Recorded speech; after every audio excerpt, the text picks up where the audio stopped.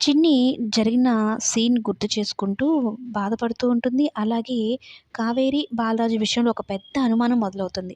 Usha teacher, Kaveri ఒక్కరు కాదు అన్న బాలరాజు ఉషా టీచర్‌ని కాపాడడానికి వచ్చాడు. రౌడీలందరిని కొట్టి పెద్ద ప్రమాదం నుంచి కాపాడాడు. పైగా "నీ కోసం వచ్చాను. నీ క్షేమమే నాకు కావాలని" చెప్తుంది. తన మాటలో నాకు నిజాయితీ కనపడుతుంది కానీ, ఎక్కడో అమ్మ విషయంలో ఏదో దాచుతున్నాడు అన్న అనుమానమైతే కలుగుతోంది అన్నట్టు తీవ్రంగా ఆలోచిస్తూ ఉంటుందనమాట. కానీ ఎందుకు ఇదంతా చేస్తున్నావు అని చెప్పి అడిగినప్పుడు మాత్రం బాలరాజు నీకోసమే నాకు ఈ ప్రపంచంలో ఇంకెవ్వరూ లేరు నువ్వు తప్ప అన్నట్టు మాట్లాడుంటాడనమాట. ఆ మాటలే గుర్తు చేసుకుంటూ ఉంటుంది. ఒక రకంగా చెప్పాలి అంటే తండ్రి మీద తన మనసు మార్చుకుంటుంది. తండ్రి విషయంలో ఒక పాజిటివ్‌గా ఆలోచన చేస్తుందనమాట. కానీ ఇక్కడ ఇంకొక విషయం గమనించాల్సింది ఏంది అంటే కావేరి, ఉష నిజంగానే ఒకరు కాదా అన్నట్టు మనకు కూడా డౌట్ వచ్చేలాగా సీన్స్ అయితే క్రియేట్ చేస్తున్నారనమాట. కావేరి ఏంటి రైట్ హ్యాండ్ పర్సన్. ఉష ఏంటి లెఫ్ట్ హ్యాండ్ పర్సన్. లెఫ్ట్ హ్యాండ్‌తోనే అన్నీ చేస్తుందనమాట. రౌడీలని కొట్టడం కానీ, దాన్ని ఏదైనా వర్క్ చేయడం కానీ ప్రతీదీ లెఫ్ట్ హ్యాండ్‌తోనే. ఆ విషయంలో ఆలోచనలో పడిపోతుంది చిన్ని. ఏంటి ఈ సందిగ్ధం నాకు అమ్మ అనుకోవాలా?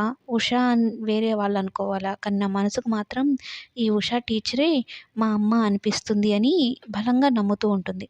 కానీ బాలరాజ్ కూడా ఉష ముందు తన ఫేస్‌ని చూపించడనమాట.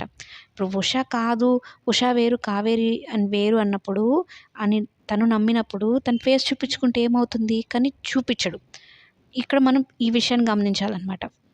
చిన్ని కూడా అదే పాయింట్‌ని పట్టుకుంటుంది. ఒకటి కాదు అన్నప్పుడు ఫేస్ చూపించడానికి ఏమైతుంది? ఏదో దాచుతున్నట్టే అనిపిస్తుందని. ఇక సత్యం దగ్గర కూడా పిల్లలు అదే మాట అంటాడు. కావేరి అత్తయ్య, ఉష ఒకరు కాదు అన్నట్టు. ఈసారిలో ఏమో ఆ చెక్‌ని బ్యాంక్‌లో ఏసేద్దాం, మార్చేద్దాం అని చెప్తుంటే సత్యం కానీ, చిన్ని కానీ ఒప్పుకోరనమాట. ఒకవేళ దాన్ని బ్యాంక్‌లో ఏసి డబ్బులు తీసుకుంటే మా అమ్మ నిజంగానే మనమే చంపేసుకున్నట్టు అన్నట్టు చెప్తూ ఉంటారు. ఒక్కసారిగా పెద్ద షాక్ ఎదురవుతుంది. ఎందుకంటే కావేరి నిజంగానే బ్రతికుంది అన్నట్టే అనిపిచ్చేస్తుంది. ఇచ్చిన చెక్ కాలిపోతుందనమాట. దేవుడి అది కావేరి ఫోటో ముందు పెట్టిన దీపం మీద పడి కాలిపోతుంది. ఆ సీన్‌తో చిన్నికి కన్ఫర్మ్ అయిపోతుందనమాట. మా అమ్మ బ్రతికే ఉంది. మా అమ్మ బ్రతికే ఉంది అని 100 సార్లు మనసులోనే అనుకునేస్తుంది.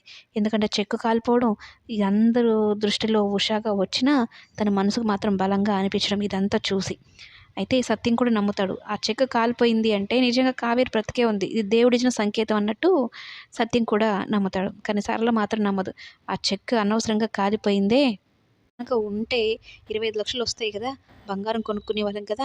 లోహేదాకు పనికొచ్చేది కదా! అన్నట్టు అనుకుంటుంది. ఇప్పుడు మొత్తం మీద ఆ చెక్కే కాలిపోయింది. ఇదొక పెద్ద ట్విస్ట్ అని చెప్పాలి సరళకి.